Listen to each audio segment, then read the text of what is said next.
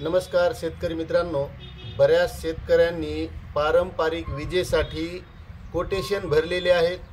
बऱ्याच शेतकऱ्यांनी वैयक्तिक डीपीसाठी सुद्धा कोटेशन भरलेले आहेत आणि अशा शेतकऱ्यांना सौर पंपाची सक्ती होत आहे किंवा इतरही जे शेतकरी आहेत प्रत्येक शेतकऱ्याला सौर पंपच घ्यावा म्हणून शासनाने बंधन केलेलं आहे आणि पारंपरिक विजेचं कनेक्शन मिळत नाही। आता त्यामध्ये बऱ्याच शेतकऱ्यांचं असं म्हणणं आहे की आम्हाला पारंपरिक विजेचं कनेक्शनच पाहिजे, कारण आम्ही कोटेशन भरलेलं आहे। पाईपलाईनवर सौर पंप पाणी जास्त मारणार नाही म्हणून पारंपरिक विजेचं कनेक्शनच असणं गरजेचं आहे। आता मित्रांनो, यामध्ये शासन काय करतंय की प्रत्येकाला सौर पंपाचंच कनेक्शन म्हणजे सौर पंपच द्यायचा असं धोरण शासनानं आणलेलं आहे। आणि हे करण्यामागचं एक मूळ कारण असंही आहे की निवडणुकीच्या अगोदर शासनानं 5 वर्ष शेतकऱ्यांना वीज बिल येणार नाही असं जाहीर केलं होतं आणि मग शेतकऱ्यांना जर वीज बिल द्यायचं नाही म्हणजे वीज ही मोफत द्यायची असेल तर मग जर नवीन कनेक्शन दिलं तर त्या पैशांचा भार हा शासनावर पडणार आहे आणि त्यामुळे प्रत्येक शेतकऱ्याला शासन सौर पंपाची सक्ती करत आहे। आता मित्रांनो, सौर पंप असणं सुद्धा गरजेचं आहे आणि पारंपरिक वीज बी गरजेची आहे। त्याचं कारण असं आहे की पारंपरिक विजेला भारनियमन असतं, शेतकऱ्यांना पूर्ण 24 तास वीज मिळत नाही, काही शेतकऱ्यांना 8 तास मिळते, काही शेतकऱ्यांना 4 तास मिळते आणि या भारनियमनामुळे शेतकऱ्याला पाणी देणं सुद्धा होत नाही। त्यामुळे शेतकऱ्यांना सौर पंप सुद्धा असावा आणि पारंपरिक वीज सुद्धा असावी, म्हणजे जशी गरज पडेल तसं शेतकरी त्या गोष्टीचा वापर करू शकेल किंवा त्या शेतकऱ्याला ज्यावेळेस पाणी द्यायचं त्यावेळेस तो शेतकरी पाणी देऊ शकेल अशी यामध्ये तरतूद असणं गरजेचं आहे।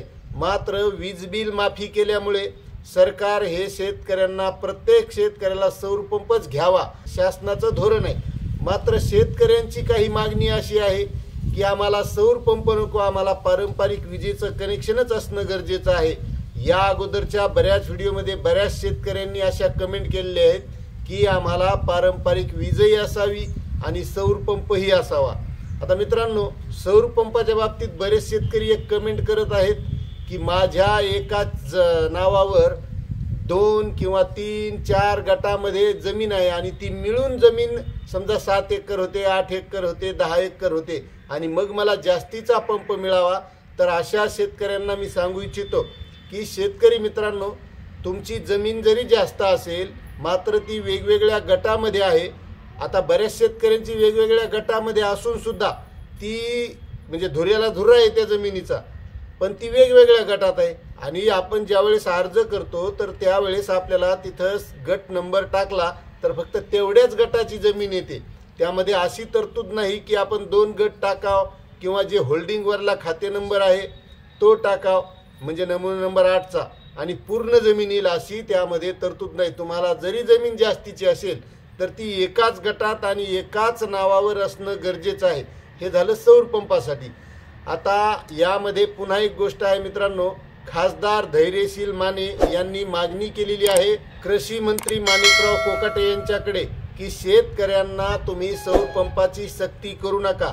ज्या शेतकऱ्याला पारंपरिक विजेची गरज आहे त्यांना पारंपरिक वीजच द्या, कारण आता पारंपरिक वीज देणं किंवा कोटेशन भरणं हे सध्या महावितरणनं बंद केलेलं आहे। बऱ्याच शेतकऱ्यांनी 1 डीपी 1 मोटर जी योजना होती तर सेपरेट डीपी आपल्या विहिरीवर असावी म्हणून सुद्धा अर्ज केलेले आहेत, त्या शेतकऱ्यांना सुद्धा डीपी मिळत नाही आणि त्यामध्येच आता खासदार धैर्यशील माने यांनी कृषी मंत्री माणिकराव कोकाटे यांना निवेदन दिलेलं आहे की तुम्ही या संबंधित सक्ती करू नका की सौर पंपच घ्यावा म्हणून।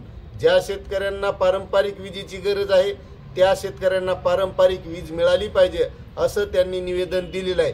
आता मित्रांनो, खासदार धैर्यशील माने यांनी जरी निवेदन दिलं असलं तरी तुमची काय इच्छा आहे, असं तुम्हाला काय वाटतंय की तुम्हाला पारंपरिक वीज पाहिजे का सौर पंप पाहिजे, का सौर पंप आणि पारंपरिक वीज दोन्हीही पाहिजे हे सुद्धा कमेंट करा आणि याची मागणी ही प्रत्येक शेतकऱ्यानं केली पाहिजे, कारण तुमच्याही भावना सरकारपर्यंत पोहोचल्या पाहिजे।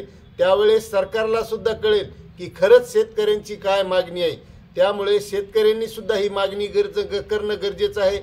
काही शेतकऱ्यांनी महावितरणला निवेदन द्यायचं, काही शेतकऱ्यांनी तहसील कार्यालयात निवेदन द्यायचं की आम्हाला पारंपरिक विजेचीच गरज आहे किंवा आम्हाला सौर पंपाचीच गरज आहे, की आम्हाला दोन्हीही पाहिजे, म्हणजे पारंपरिक वीजही पाहिजे आणि सौर पंपही पाहिजे, असं प्रत्येक शेतकऱ्यांनी एकत्र येऊन निवेदन देणं गरजेचं आहे. कारण आपली मागणी शासनापर्यंत जोपर्यंत पोहोचत नाही तोपर्यंत शासनालाही कळणार नाही की आपल्याला काय पाहिजे.